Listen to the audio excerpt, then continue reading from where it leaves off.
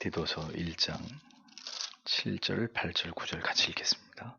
감독은 하나님의 청지기로서 책망할 것이 없고 제 고집대로 하지 아니하며 급히 분내지 아니하며 술을 즐기지 아니하며 구타하지 아니하며 더러운 일을 탐하지 아니하며 오직 나그네를 대접하며 선을 좋아하며 근신하며 의로우며 거룩하며 절제하며 미쁜 말씀의 가르침을 그대로 지켜야 하리니 이는 능히 바른 교훈으로 권면하고 거스려 말하는 자들을 책망하게 하려 함이라. 아멘. 기도하겠습니다. 주님 감사합니다. 오늘도 디도서의 말씀을 통해서 하나님의 교회가 어떠한 권위와 또 질서와 체계 위에 바르게 세워져야 되는지를 우리가 말씀을 통해 깨닫고자 합니다. 오늘은 감독의 자격, 장로의 자격에 대한 말씀을 함께 나눌 때 주님 우리에게 주시는 귀한 깨달음과 은혜가 우리의 마음 가운데 임하도록 주님 도와주시고 우리가 이 말씀을 잘 마음에 새겨서 우리가 힘써 그러한 일꾼 되기를 힘쓰며 또 주님의 영광스러운 교회를 위하여 그러한 영적인 지도자나 또 귀한 직분자들을 세우는 일에 우리 교회가 또 하나님 앞에 아름다운 영광을 돌려드리는 그런 교회 되어져 가도록 주님 도와주시옵소서. 귀한 말씀이 우리의 마음에 깊이 새겨지도록 이 시간에도 성령께서 역사하여 주시기를 바라오며 예수님 이름으로 기도합니다. 아멘. 감독이란 호칭은 장로와 같은 의미의 직분을 가리키는 것인데 장로가 나이나 직위의 위엄과 관련된 그것을 강조하는 표현이라면 같은 의미의 감독은 그 직분의 기능을 강조해서 약간의 그 표현을 달리한 그런 차이가 있다고 볼 수 있습니다. 사도행전 20장에 보면 에베소 장로들을 불러서 설교할 때 에베소 장로들을 감독이라고 부르면서 이 단어가 혼용되고 있음을 발견하게 되죠. 여기서 이제 이 감독은 목사를 가리키는 것입니다. 장로 감독의 자격을 설명하면서 성경은 가장 먼저 지난주에 우리가 생각해 본 부분인데요. 그가 가정에서 어떤 자격을 갖추어야 할지를 가장 먼저 말씀하고 있는 것을 지난주에 생각을 해보았습니다. 한 아내의 남편이어야 하고 믿음의 반듯한 자녀들을 양육하고 있는 그런 사람이어야 된다. 성경이 그것을 말씀하고 있죠. 가정을 잘 다스려서 다른 사람들에게 본이 되어야 함은 물론이고 또 가장 가까운 가족에게까지 존경과 신뢰를 또 사랑을 받는 이렇게 안팎으로 투명한 인품의 소유자이어야 그가 가르치는 장로이든 치리하는 장로이든 그러한 자라야 장로의 감독에 합당하다 이렇게 하나님이 말씀하고 계시는 것을 보게 됩니다. 이처럼 교회 지도자는 자기 자신의 신앙뿐만이 아니라 자기 배우자나 그리고 자녀들, 가족 모두의 신앙까지 철저하게 신경을 쓰고 올바로 지도하고 바르게 양육해야 될 책임이 있었다는 것을 성경은 분명하게 말씀하고 있기 때문에 과거에 우리의 선배 목사님들 중에 목회를 열심히 하시느라 자녀들에게 혹은 배우자에게 사모님에게 말할 수 없는 어떤 고통과 상처를 주게 된 이런 일들은 하나님의 말씀인 성경에 비추어 볼 때는 우리가 인간적으로 이해는 할 수 있지만 그러나 하나님의 말씀에 비추어 보았을 때는 존경할 만한 그런 신앙의 지도자라고 여기기에 어려움이 있는 부분이 분명히 있다는 것을 깨닫게 됩니다. 이어지는 자격을 계속 살펴보면 7절을 보겠습니다. 왜냐하면 감독은 반드시 하나님의 청지기처럼 책망할 것이 없어야 하기 때문이다. 독단적이지 않은, 노하기 잘하지 않는, 술 취하지 않는, 싸우기 좋아하는 자가 아닌 부정한 이득을 좋아하지 않는 직역을 하면 문장의 순서에 따라서 이렇게 직역이 번역이 됩니다. 자, 이 장로, 감독은 자기를 하나님의 청직이다라고 여기는 자기 자신에 대한 자의식이 있어야 된다라는 이야기입니다. 영적인 일들과 관련해서 하나님께서 목자적인 공권을 위임한 자로 자기 자신을 그렇게 하나님의 청직이다라고 여겨야 될 필요가 있다는 거죠. 하나님의 종이다. 이런 자기 자신에 대한 투철한 의식이 있어야 그 직분을 하나님 앞에서 올바로 감당하기 위해서 최선을 다할 수 있다는 것입니다. 그래서 이제 목회자들이 가운을 입는 이유가 뭐 박사 학위가 있다는 것을 자랑하기 위한 그런 차원에서 가운을 입는 것은 참 몰지각한 것이고요. 그런 차원이 아닌 그냥 검은 이렇게 가운을 입는 이유는 이제 나는 하나님의 종이다라는 어떤 구별성, 또 그렇게 해서 자기 자신을 좀 더 이렇게 자기 자신에 대한 반듯한 의식을 갖게 하기 위해서 뭐 이제 그 가운을 입기도 하죠. 또 이제 좀 더 거기서 나아가면 개신교 목사님들이 로만 칼라 신부처럼 또 그런 걸 입으면서 자기가 목회자라는 신분을 이렇게 드러냄으로써 더 자기의 행동에 어떤 제약을 가하려고 하는 이런 뭐 노력들을 봅니다. 근데 구태여 뭐 그렇게 신부를 따라할 필요까지는 없을 것 같고, 다만 저는 제 자신은 그렇게 합니다. 제 자신은 언제든지 예배를 인도할 때 검은 양복을 입고 또 검은 넥타이를 매서 청교도들이 그러했던 것처럼 뭐 저라고 무슨 뭐 아주 패셔너블하게 뭐 그런 목사님들도 계세요. 뭐 빨간색, 파란색, 보라색 뭐 이런 넥타이하고 여기 이렇게 꼽는 것도 꼽고 그건 아닌 거예요. 그러면 아무 구별이 안 되잖아요. 하나님의 말씀을 전하는 적어도 목회자가 그런 것에 있어서라도 뭔가 좀 그래도 좀 하나님 앞에서 더 반듯하게 하려고 하는 이런 어떤 노력들, 뭐 그것이 의식적이고 율법적인 것이 아니라면 그렇게 해서라도 자기를 하나님 앞에서 이렇게 반듯하게 하려고 하는 이런 노력들은 허용될 수 있는 부분이라고 봅니다만, 아무튼 하나님의 청지기처럼 이렇게 얘기했잖아요. 그러니까 내가 하나님의 청지기다 이런 생각을 늘 해야 된다는 거죠. 그래서 예전에 이 박윤선 목사님 같은 분들은 그 더운 여름에도 집에서 그 삼복도 외에도 양복을 풀을 매겨가지고 와이셔츠를 넥타이를 매고 그러고 계셨다 그래요.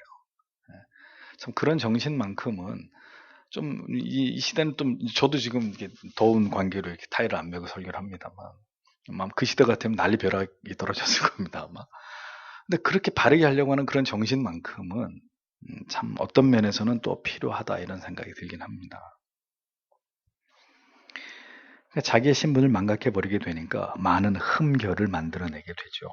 나아가서 하나님의 영광을 가리우게 되는 이런 결과를 만들어내지 않습니까? 언제나 하나님의 청직이라는 의식을 가지고 책망받을 일이 없도록, 여기 말씀처럼 책망받을 일이 없도록 언제나 다른 사람들을 감독하고 지도하기 이전에 자기 자신에 대해서 보다 엄격하고 철저한 기준을 가지고 자기를 다스리는 일에 먼저 철저해야 되는 사람이라야 감독이, 장로나 목사가 될 수 있다라고 성경은 말씀하는 거죠.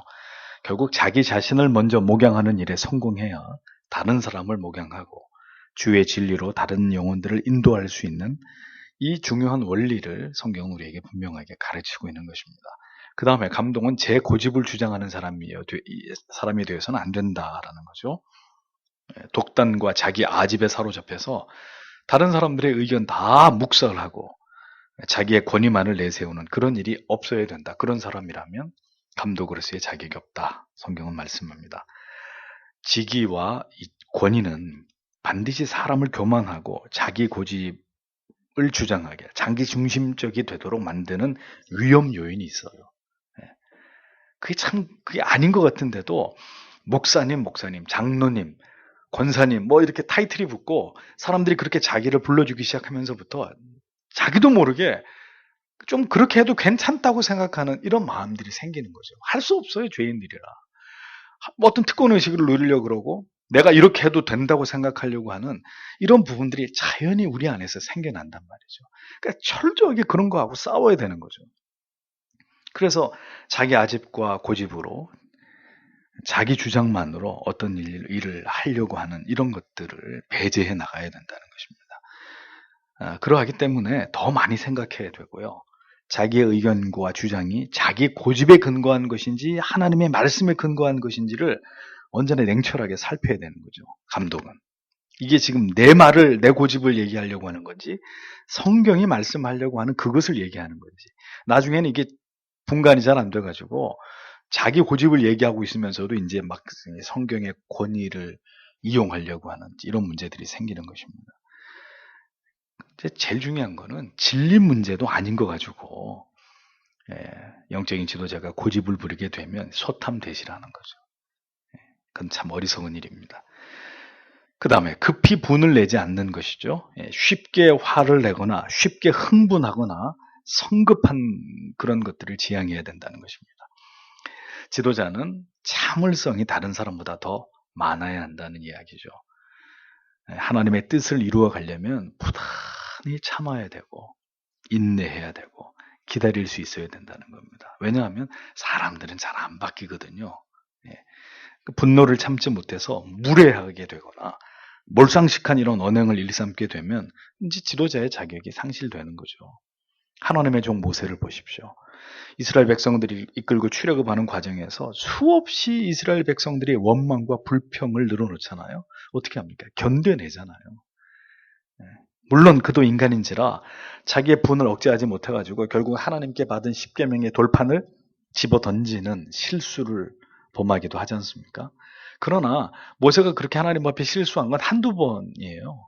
그 긴 시간 동안 부단히 참 하나님을 의지하고 바라보면서 백성들이 원망하면 하나님 앞에 가서 그것을 토로하면서 참 인내하면서 그 모든 이제 출애굽의 모든 과정들을 지도자로서 잘 풀어나갔던 그런 모습을 성경은 보여주고 있지 않습니까? 시편에 나오는 다윗의 시를 보십시오. 그 역시 정말 어떤 그 비참한 심정을 어떻게 합니까? 시로서 하나님께 토설하면서 하나님의 도우심만을 바라보면서 묵묵히 자기에게 주어진 시간들을 자기가 걸어가야 될 길을 걸어가지 않습니까? 그러니까 답은 뭐겠어요? 그 조급함, 화급함, 이 분노 이런 걸 다스리려면 하나님 앞에 나아가서 엎드리는 거 외에는 답이 없어요. 아니면 저기 한강에 가서 고함을 지르든가 한강에 가서 못 살겠어! 그리고 소리를 한번 지르고 오든가. 농담이고요. 결국 하나님 앞에 나와서 엎드리면서 주여 하고 주님 도와주십시오.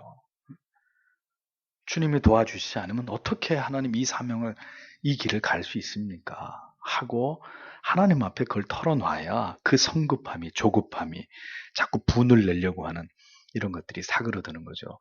내가 자꾸 지금 분을 낸다는 것은 이게 이 분노의 게이지가 눈금이 꽉 찼다는 거예요. 이걸 다시 하나님 앞에서 기도하고 하나님께 아뢰서 이걸 떨어뜨려야 이게 꽉 차 있으니까 누가 한마디만 하면 계속 넘치는 거예요. 계속 터지는 거죠. 이 수위가 뚝 떨어져야 이제 또 어떤 말을 하고 어떤 일을 겪어도 그냥 이겨내고 참아내는데 지금 여러분들이 화를 자주 내신다는 거는 꽉 아구까지 찼다는 거죠. 빨리 하나님 앞에 나아가서 그 마음을 하나님의 은혜로 비워주시기를 간구해야 되는 겁니다. 그 다음에 술을 즐기지 말아야 된다 그랬습니다. 이 술 취함과 술에 중독되는 문제는 에베소 교회와 그레데 교회에서 심각한 문제가 되고 있었습니다. 당시 이 초대교회가 세워진 지역에는 우상을 숭배하는 이런 제사들이 있었거든요. 그 주변에. 그런데 그 이교도들의 제사는 술이 취한 채로 드리는 제사도 있었어요. 그러니까 어리석은 개념 없는 성도들 가운데는 이런 이교도들의 제사를 흉내내가지고 무절제하게 술을 먹게 되는 이제 세상의 문화에 영향을 받은 거죠. 술을 마시게 되는 이런 일들이 일어났단 말입니다. 그런데 감독이 돼야 될 사람이라면 어떻게 돼야 되겠어요? 이런 이교도들의 문화에 물들지 말아야 되고 평신도들, 다른 성도들은 그렇게 해도 감독이 돼야 될 사람 같으면 술을 즐기지 말아야 된다. 이건 그 시대에 너무 중요한 어떤 그 원칙이었는데 고대나 현대나 뭐 술을 좋아하는 게 뭐 시대가 바뀐다고 해서 달라지겠습니까?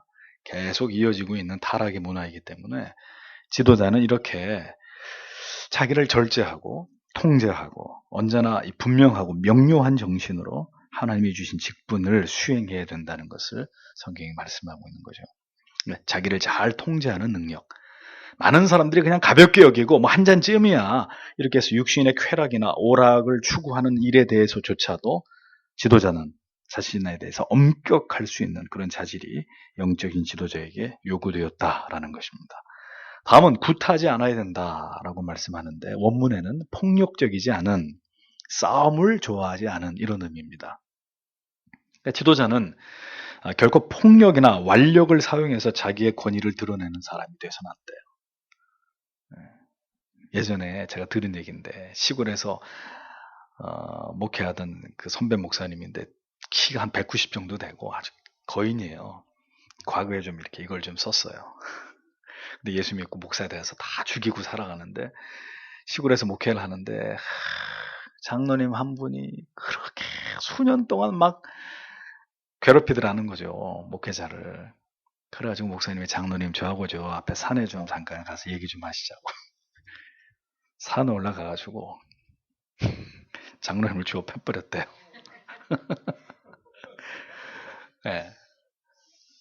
그래가지고 이제 목사 말 똑바로 들으라고. 그래 이제 내려왔는데 장로님이 목사가 사람 팼다고 아무도 안 믿죠. 왜냐면 그 장로님이 교회에서 어떤 행동을 늘 일삼는지 아니까. 어찌됐든 뭐 이제 그런 얘기를 들었습니다만 옳은 것이 아니죠. 예, 절대로. 오죽하면 그랬겠냐마는 절대로 그 폭력으로 그 뭐 그런 식으로 해결한다는 것은 그건 뭐 이제 성경을 덮자는 얘기밖에 아니니까. 예. 절대로 폭력이나 완력을 사용해서 자기의 권위를 드러내는 사람, 지도자의 자격이 없는 사람이죠. 조직 폭력배 두목이나 힘으로 어떤 잔인함으로 사람들을 다스리고 조직을 이끌어가는 것이지 지도자는 폭력을 경멸하는 사람이 되어야 됩니다. 혐오하고 하나님의 도우심을 의지해서 그 능력을 간구해서 사람의 힘이 아니라 하나님이 주시는 지도력을 가지고 교회와 성도를 이끌어야지. 폭력을 사용한다. 폭력적인 언사를 사용한다. 이미 자질적으로 안 된다는 겁니다. 다음은 더러운 이익을 탐하지 않는 사람이어야 합니다. 근본적으로 돈에 욕심을 갖지 않는 사람이어야 한다는 거죠. 세상에서 돈을 버는 일에 지나치게 몰입하고 거기에 몰두하면 어떻게 되겠어요? 영적인 일, 하나님이 맡기신 일들 당연히 등한히하게 되겠죠. 그런 사람을 감독으로 세울 수는 없다는 것입니다. 또 돈이 목적이 돼서 성직을 수행하는 사람들이 있습니다. 이 사람들은 싹군이죠. 역시 목사나 감독의 장로의 자격이 되지 않는다는 거죠. 하나님이 주신 그 성무 그 자체가 기쁨이 되어야 되고 보람이 되어야 되고 그게 어떤 감사의 기쁨의 이유가 되어야 되는 거지 물질이 목적이 되어버린다. 타락한 거예요. 썩은 거예요. 그 성직이 이제 추악해지고 더럽혀지게 되는 길이 이제 열리는 거죠. 이러한 감독을 세우는 일은 바로 디도 개인의 책임이었을 뿐만이 아니라 교회 전체, 성도님들 전체의 책임이 되기도 한다는 사실을 잊어서는 안 됩니다. 그래서 당회는 하나님이 주신 이 기준을 따라서 합당한 직분자를 교회 앞에 천거해야 되는 것이고 성도님들은 면밀히 당회가 천거한 그분들을 살펴서 하나님의 뜻에 적합한 자들을 교회 일꾼으로 반드시 선출을 해야 되는 것입니다. 제가 이 직분 얘기만 하면 참 할 말이 많아집니다. 예, 과거에 너무도 이 몰상식하고 성경에서 멀리 떨어져 있는 그런 분들이 정말 일반 성도님보다도 신앙이 못한 분들이 그 직분을 탐하는 그런 부끄러운 모습들을 제가 하도 많이 봐서 지금까지 이제 직분을 생각하면 그 어떤 그 안타까움이 참 금할 길이 없어요. 8절을 보면 도리어 나그네를 사랑하는, 선을 사랑하는, 사려 깊은, 의로운, 거룩한, 절제하는 자 이런 덕목들이 쭉 열거가 됩니다.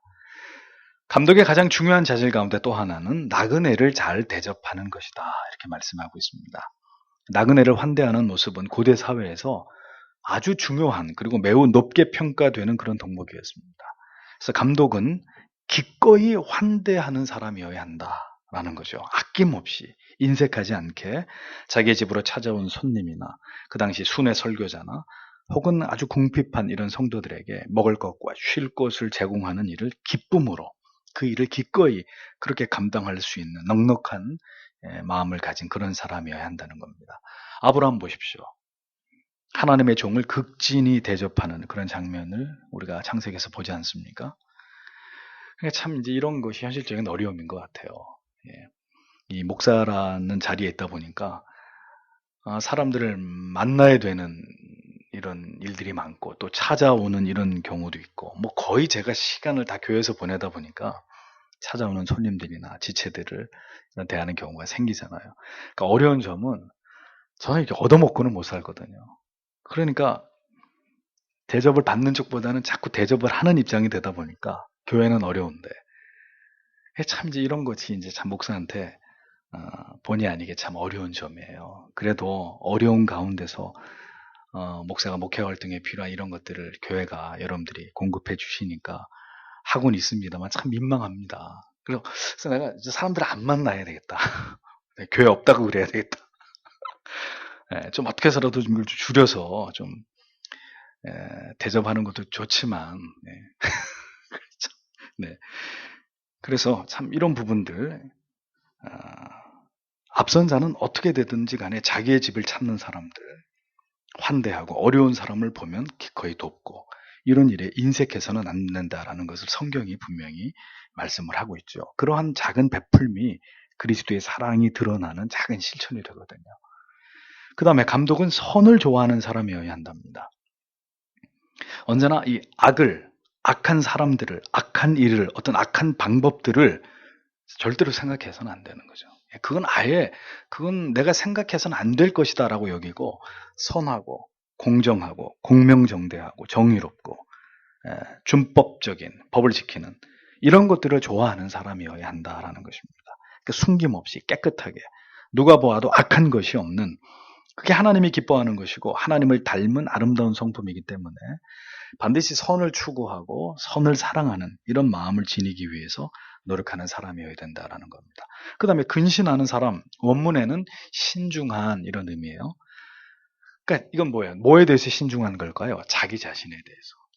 자신을 잘 다스리고 언제나 진지하게 일들을 처리하고 그리고 꼼꼼하게 완벽하게 성실하게 그러면서도 절제와 절도가 있는 규모가 있는 생각과 행동을 견제해 나가는 이런 어떤 그 변함없는 한결같은 고요함이 필요하다는 거죠. 이렇게 계속 이 지도자의 조건을 얘기할 때 이 자기 자신에 대한 엄격성을 얘기합니다. 계속 반복되는 얘기예요. 자기 몸이나 시간이나 물질이나 이런 것들을 지혜롭게 절제하면서 적절하게 잘 조절하면서 이렇게 하나님이 주신 직분을 감당하는 지혜가 필요하다는 얘기를 성경이 계속하고 있습니다. 그 다음에 감독은 의롭고 거룩하고 절제해야 하는 삶을 살아야 된다 이렇게 얘기합니다. 앞에서 얘기한 대로 공의와 준법, 정직 이런 것들 하나님의 법도 세상의 법도 다 이런 것들을 지키기 위해서 힘쓰면서 바른 길을 가기 위해서 노력해야 된다라는 거죠. 그렇겠죠. 자기가 불의한데 어떻게 성도님들 보고 의롭게 사십시오. 그리고 성도님들이 불법을 저질렀을 때 어떻게 치료할 거예요? 어떻게 훈계할 거예요? 어떻게 교훈하고 책망할 겁니까? 다윗이 자기가 간음을 저질렀으니까 자기 아들 중에 누이를 간음한 그 아들한테 징계를 못 내리잖아요. 그러니까 압살롬이 화가 나가지고 지가 복수를 해버리잖아요. 자기가 그런 결함이 있으니까 자기 아들이 그런 죄를 저지르는데도 아버지가 훈계를 못하는 이런 문제가 생기기 때문에 그 다음 또 거룩함입니다. 하나님을 기쁘시게 하는 성별된 삶이라는 거죠. 거룩은.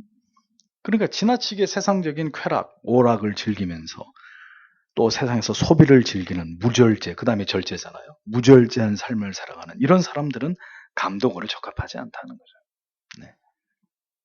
절제한다는 말의 의미는요, 훈련하다 이런 의미가 있습니다. 그래서 운동선수가 개체량을 통과하려니까 어떻게 해요? 막 밥 굶고 물만 먹으면서 체중 조절하잖아요.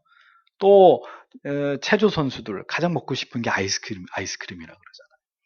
그 먹는 것도 절제하고 조절하면서 그 어떤 기량을 높이기 위해서 뭐 친구들도 만나지 못하고 하고 싶은 거 못하면서 극도로 절제하면서 훈련에 매진하면서 땀을 쏟지 않습니까? 그거예요. 절제한다는 말이. 그러니까 자기가 좋아하는 것을 때로는 뒤로 물리고 주님이 맡기신 그 일에 충성하고 거기에 헌신할 수 있도록 엄격하게 자기를 훈련하고 어떤 정한 틀 속에 자기를 딱 가다 놓고 그렇게 자기를 하나님이 주신 직분을 수행하는 일에 그렇게 자기를 통제할 수 있는 그런 어떤 엄격성을 가지고 있는 그런 사람. 예. 그러니까 그냥 무골호인이 있어요. 예. 그냥 이래도 좋고 저래도 좋고 그냥 성격은 느긋해가지고 좋죠. 그런 사람은 좋아요. 근데 제가 그런 경험을 해봐요. 그런 분이 지도자가 되시면 밑에 있는 사람이 너무 피곤해져요. 왜? 이래도 좋고 저래도 좋고 다 좋다고 가시니까. 예? 그 밑에 있는 사람이 기준을 세우면 아니 제일 위에 있는 분이 괜찮다는데 밑에 있는 사람이 그러면 안 됩니다. 그럼 밑에 있는 사람만 바보 되잖아요. 그러니까 지도자는 어떤 그런 분명한 게 있어야 돼요. 어떤 분명한 칼같이 어떤 냉정한 냉철한 이런 것들이 필요합니다. 그래야 하나님의 일을 이루고 하나님의 뜻을 이룰 수 있어요. 사람 좋으면 사람들한테는 좋다는 소리 듣지요. 하나님 보실 땐 아웃입니다. 사람의 시선을 의식해서 움직이는 사람 이미 실패한 사람이에요. 하나님 앞에서 콜하면 하나님께서 베풀어 주신 은혜 때문에 그 사랑 때문에 그렇게 살지 않을 수 없는 거룩한 어떤 강박으로 그래서 스스로를 부단히 자기를 채찍으로 치면서 성실하고 정직하고 절제하고 거룩을 향해서 선을 향해서 정의롭게 그렇게 섬기고 대접하고 베풀면서 그 길을 갈 수 있는 사람.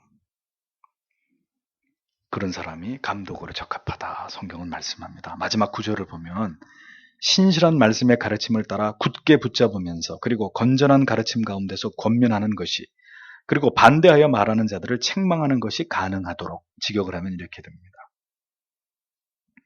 자, 그러니까 장로는 감독은 자신이 전하는 말씀을 자신이 삶으로 살아내기 위해서 누구보다도 열심히 최선을 다하는 사람이어야 한다. 마지막으로 이 조건을 붙이고 있습니다. 자기가 전한 말씀이에요. 밑분 말씀의 가르침을 그대로 지켜야 하리니 내가 전한 하나님의 말씀을 내 자신이 먼저 지키기 위해서 최선을 다하는 사람. 바울 사도는 고린도후서 9장 27절에서 이렇게 고백했습니다. 내가 내 몸을 쳐 복종하게 함은 내가 남에게 전파한 후에 자기가 도리어 버림이 될까 두려워함이로다. 이렇게 말씀했습니다. 자기는 온 성도와 교회들에게 그리스도의 복음을 다 전해놓고 내 자신은 그 말씀대로 살지 않아서 내 자신이 버림을 당할까 나는 늘 그것을 두려워했다. 바울의 고백입니다. 언제나 지도자는 앞선 자는 자기의 직분보다 자신이 하는 말보다 내가 더 졸한 삶을 살아갈 수 있다는 것에 대한 두려움을 가져야 되는 거죠. 사람들이 나를 목사님, 사람들이 나를 뭐 교수님, 사람들이 장로님 이렇게 불러줄 때 이제 그 불러주는 말에 취해가지고 내가 정말 그렇게 존경과 인정을 높임을 받을 만한 사람이라고 착각하기 시작하면은 이제 속으로는 썩어 들어가는 거죠. 그러니까 내 직분보다 내 삶이 훨씬 졸할 수 있다. 그 두려움을 늘 가지고 있어야 되는 거예요. 내가 이렇게 목사라고 장로라고 불려지는 이거보다 내 삶이 성도님들보다 더 형편없는 삶을 살아갈 수 있는 사람이 나다. 자기 자신에 대한 그런 두려움이 있어야 거기서 더 교만하면서 하나님의 뜻에서 어긋나 버리는 그런 실수를 하지 않게 된다는 거. 설교 잘하는 거, 말씀 잘 전하는 거, 그건 어려운 일이 아니에요. 정말 두렵고 떨리는 것은 그 말씀대로 정작 자신은 살아가지 않고 있는 것에 대해서 장차 자신에게 임할 하나님의 진노와 심판에 대한 두려움이 없다면 그 사람은 목사하면 안 되는 거죠.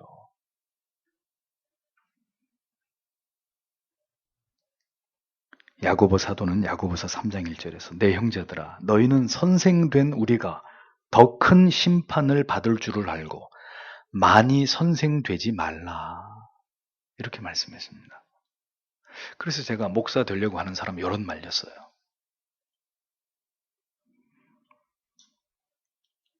너희는 선생된 우리가 더 큰 심판 받을 줄을 알고 많이 선생이 되려고 하지 말아라. 그러니까 이런 얘기를 하는 거죠. 목회자 후보생들한테 목사가 되려고 신학교에 입학하려고 하는 사람들한테 도망쳤는데도 주님이 기어이 당신을 끌고 가신다 그러면 목사가 되고, 도망칠 수 있는 데까지 도망쳐보고 도망칠 수 있거들랑 하지 말아라. 그게 정답이다. 바울은 로마서 2장에서 유대주의자들을 질타하면서 이런 얘기를 했습니다. 내가 율법에 있는 지식과 진리의 규모를 가진 자로서 소경의 길을 인도하는 자요, 어둠에 있는 자의 빛이요, 어리석은 자의 훈도요, 어린아이의 선생이라고 스스로 믿으니, 그러면 다른 사람을 가르치는 네가 네 자신을 가르치지 아니하느냐? 도적질하지 말라 반포하는 네가 도적질하느냐? 간음하지 말라 말하는 네가 간음하느냐? 우상을 가진 여기는 네가 신전의 물건을 도적질하느냐? 이렇게 유대인들의 그 율법주의자들과 서기관과 바리새인들, 종교적인 지도자들의 그 타락, 그들의 그 겉과 속이 다른 그런 모습들에 대해서 일가를 했던 거죠, 바울이. 너희는 고상한 지식, 율법, 하나님을 경외한다고 떠들어대면서 말은 그렇게 하고, 너희가 유대인들에게는 하지 말라고 하는 짓들을 너희가 도맡아서 지금 다 하고 있지 않느냐. 그러면서 무슨 선민이고 무슨 하나님을 경외하는 그런 일에 자기들이 가장 열심인 것처럼 그런 위선을 떠느냐 하고 꾸짖고 있었던 말씀이죠. 두려운 말씀입니다.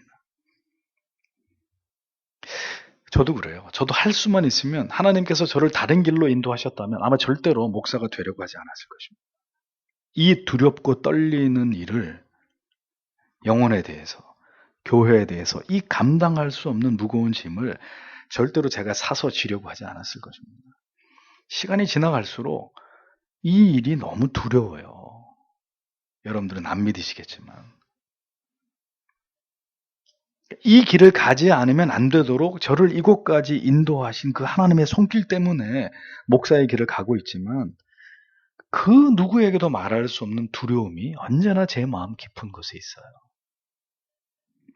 지옥의 가장 밑바닥에 떨어질 사람들이 농담이 아니라 정말 목회자들이고, 저 역시 그들 가운데 한 사람이 될 수 있을지 모른다는 두려움 때문에 어떨 땐 자다가도 그 사실 때문에 두려움을 느낄 때가 한두 번이 아니에요.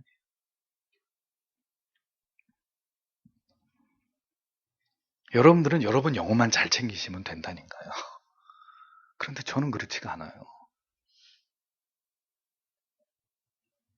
하나님의 신실한 말씀을 가르치는, 전하는 내 자신이 먼저 그 말씀대로 지키기 위해서 힘써야 한다. 그것이 감독의 자질이다. 참 너무너무 무거운 말씀이고 두려운 말씀이에요. 그러니까 주의 은혜가 아니면은 어떻게 이 직분을 감당하겠어요? 오늘도 어떻게 이런 설교를 여기서 하겠습니까? 주의 긍휼과 자비하심이 아니면 어떻게 이 모든 조건들을 감당해내겠습니까? 불가능한 이야기예요. 그리고 실제로도 이 모든 조건을 다 지키지 못하고 살아가고 있고, 다만 최선을 다할 뿐인 거죠. 말씀을 붙들고 그렇게 살아내기 위해서 노력할 때 바른 교훈으로 권면할 수 있고, 진리와 교리의 가르침을 바르게 전할 수 있고, 혹 그것에 거스리고 대항하는 사람이 있다 할지라도 목회자 자신이 그 말씀대로 살려고 노력해야 그런 사람들을 책망하고 권면하고 때로는 권징하고 치료하고, 그렇게 해서 장로와 감독의 직분을 감당해낼 수 있는 것이, 목사 자신이 감독, 장로들이 삶이 그렇게 성도들에게 보여지지 않는데 만약에 치료를 한다, 뭐라 그러겠어요? 너부터 잘해. 목사 당신부터 똑바로 하고, 장로 당신부터 똑바로 하고 우리한테 그런 얘기를 해. 그 교회가 어떻게 되겠습니까? 모든 권위와 질서는 다 무너지고 오합지졸이 되겠죠. 그럼 마귀가 노리는 게 뭐겠어요? 목회자들의 타락이에요. 목회자들이 이 기준에서부터 현저하게 미끄러지게 만들어가지고 교회에서 죄의 길을 못하도록, 권징과 치리가 사라지도록, 그럼 어떻게 되겠어요? 죄가 창궐해지겠죠. 누구도 회개하라 소리 안 하고 당회 열어가지고 권징 안 하고 치리 안 하니까 어떻게 되겠습니까? 교회가? 죄가 넘쳐나겠죠. 끝나는 거죠. 그게 어떻게 교회입니까? 그렇게 되면 끝나는 거죠. 그러니 앞선 사람의 이러한 조건, 이러한 자질들 아무리 강조해도 지나치지 않는 것은 그들이 바로 서야 교회가 바로 서기 때문입니다. 성도들이 바른 말씀으로 훈도되고 바른 진리의 말씀으로 하나님이 기뻐하시는 길로 인도될 수 있기 때문에, 그렇기 때문에 지도자가 타락하면 경우에 따라서는 다시 회복의 기회를 줄 수 있는 문제도 있고, 경우에 따라서는 아예 면직을 시켜야 되는 문제도 있는 거예요. 왜? 그 한 사람 때문에 교회 전체를, 성도 전체를 다 망치게 할 수 있기 때문에. 이런 것들은 어떤 면에서는 칼날 같아야 되는 거예요. 그래도 어떻게 목사님, 그러면 안 되고요. 어떻게 장로님을 우리가 그렇게 말하면 안 돼. 그렇게 인간의 어떤 정에 이끌려서 사사로이 할 수 있는 문제가 아니라, 그러면 성경이 뭐하러 이 자격을 얘기해 놨겠냔 말이죠. 다 덮어버리고 은혜로 다 봐주고 넘어가고 그냥 다 없던 걸로 해주고 그렇게 가라고 하지, 뭐하러 이런 말씀들을 기록해 놨겠습니까? 교회의 거룩성, 하나님의 그 이름의 영광을 보존해야 되기 때문에, 만약에 이런 것들에 있어서 용납될 수 없는 중대한 결격 사유가 생기면 하나님의 법에 따라서 그렇게 처리하라는 것입니다. 그래서 교회의 거룩과 성도들의 순결과 말씀의 진리를 보존하라는 거죠. 수호하라는 것이죠. 그게 하나님의 뜻이라는 겁니다.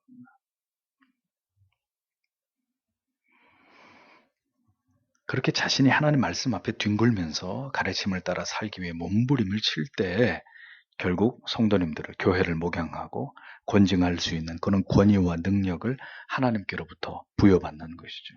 그리고 그 권위를 가지고 교회를 목양하고 성도를 치리하고, 그렇게 할 때 하나님의 교회가 반듯하게 서갈 수 있는 것입니다.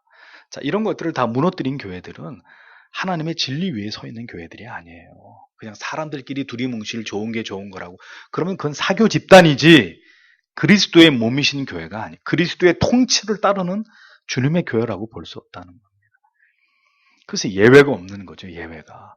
그래서 가장 목사로서 앞으로 제가 목회를 하면서 고통스러운 일이 뭐겠습니까? 제 자신이 중대한 죄를 저질러서 여기서 내려가야 되는 일이 첫 번째일 것이고, 두 번째는 정말 그렇게 치리하거나 권징을 할 수 없는 분인데도 불구하고, 예를 들면 저희 교회도 앞으로 장로님들이 세워지고 교회 직분자들이 세워질 거 아닙니까? 근데 그분들이 고의든 실수든 자의든 타의든 어떤 중대한 죄가 저질러지고 그것이 교회 앞에 알려졌을 때 교회가 그분들을 치리해야 되는 일이에요. 너무너무 고통스러운 일이지만 해야 됩니까? 안 해야 됩니까? 반드시 해야 되는 일이죠. 그런 일이 앞으로 우리에게 없어야 하겠지만, 만약에 그런 일을 해야 될 상황이 온다면 성도 여러분, 주저하지 마시고, 어렵고 힘든 일이지만 하나님 앞에서 우리는 그 일들을 감당해내야 되는 것입니다. 그것이 하나님의 말씀이기 때문에, 말씀 위에 선 교회가 되려고 한다면 그렇게 할 수밖에 없는 거죠. 이것이 바로 감독과 장로, 교회의 지도자들, 그들의 목양의 어떤 성경적 원리이고 올바른 목회의 척도라고 성경은 말씀하고 있습니다. 아주 성경은 명쾌하고 분명하게 이런 교회의 권위, 질서, 어떤 목양의 원리나 문제들을 아주 분명하게 말씀하고 있습니다. 그러니까 초대교회 때부터 이미 성경은 이러한 문제들을 다루어서 하나님의 교회가 이러한 질서와 체계와 권위와 책임 위에 든든히 서가게 했다는 것을 알 수 있는 거죠. 이미 역사 속에서 교회가 처음 태동되는 그 순간에서부터 이러한 가치들, 이러한 원리들이 분명한 뼈대를 이루면서, 기초를 이루면서 하나님의 교회가 세워졌다는 것입니다. 그러면 모든 시대에 세워지는 교회들이 어떻게 해야 돼요? 이것을 모델 삼아서 그렇게 교회가 세워지고 직분이 수여되고 그러한 체계와 질서 속에서 교회가 세워지는 이 원리를 지켜야 된다는 것입니다. 다른 이 법인데요. 하나님의 말씀입니다. 이것은 모든 시대의 교회가 지켜야 될 올바른 원리이고 원칙입니다. 이것이 잘 지켜지면 하나님의 교회는 든든히 서가게 되어 있는 것이고 그 거룩성과 순수성은 계속해서 유지될 수 있는 것이고, 이것이 만약에 무너지면, 특별히 사람을 세우는 일에 교회가 실패하면, 여러분 경험하셨죠? 그러면 교회는 무너지는 것입니다. 신본주의는 사라져버리고 인본주의가 판을 치는, 세상의 비웃음거리가 되는 그런 단체로 전락하고 마는 것입니다. 부디 우리 교회가 이 본질을 지켜나가고 우리 교회뿐만이 아니라 이 시대 모든 교회들이 다시 한번 이 성경의 원리와 기준대로 회개해서 이 거룩한 직분들이 회복되도록, 그렇게 되려면 또 회개하는 역사가 있어야 되겠죠.